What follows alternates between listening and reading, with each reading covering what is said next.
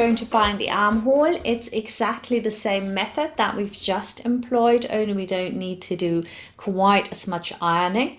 So I'm going to put my binding here on the underarm seam. Make sure that my seams don't fold over. Put a pin in there, put a pin at the shoulder as well.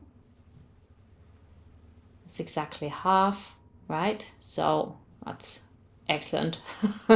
And it's also exactly half on my armhole binding. So I just need to put these on top of each other, and then I can ease the rest in.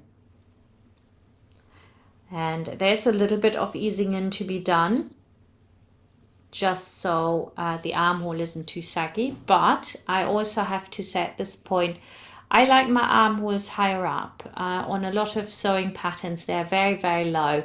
And if you prefer them lower, you could always lower your armhole if you liked. And then whatever you lower it, you add to the length of your armhole binding.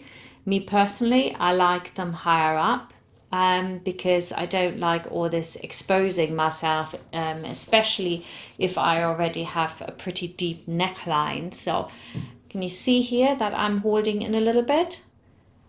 And that will just come out then perfect. I'm going to go over to my sewing machine. 1 centimeter seam allowance. The armhole is actually to the right hand side of you as you're working on this one. It just makes it easier, that's all. But you can just go with whatever is best method for you. I think with sewing, you find out that you will develop your own methods after a while, and you don't have to necessarily always follow what somebody else is doing. Maybe when you start you do, but then later on you don't really need to do it. You find your own way.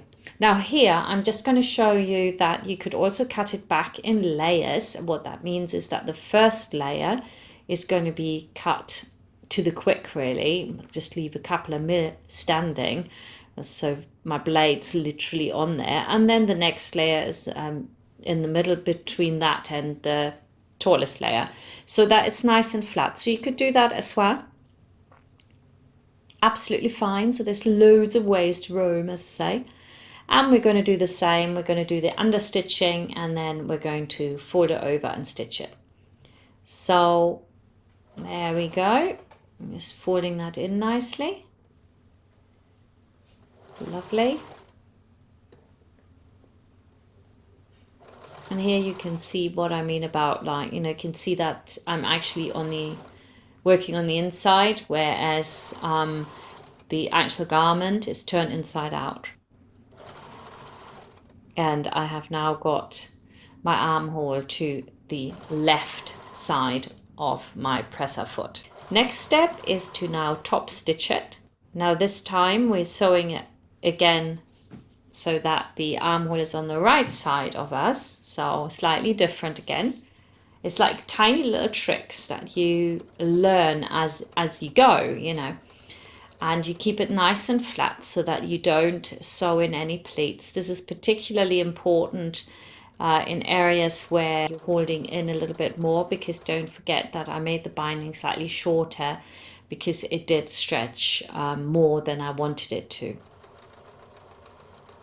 So you need to like really smooth this out, and less held in usually in the shoulder area, because the fabric there is fairly straight.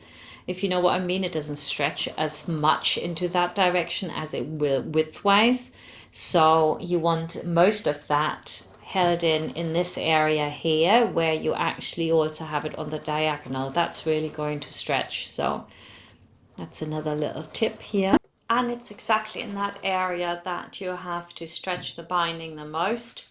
So here we've got the fabric on the diagonal, and you can see it how that stretches the most in that area. So if you stretch your binding the most, then you will not have any gapy armholes, which is not very nice.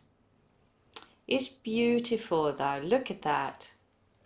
Now we've got our armholes done. I'm just going to give it a little bit of an iron from the top as well. It's beautiful. And now we're ready for the skirt.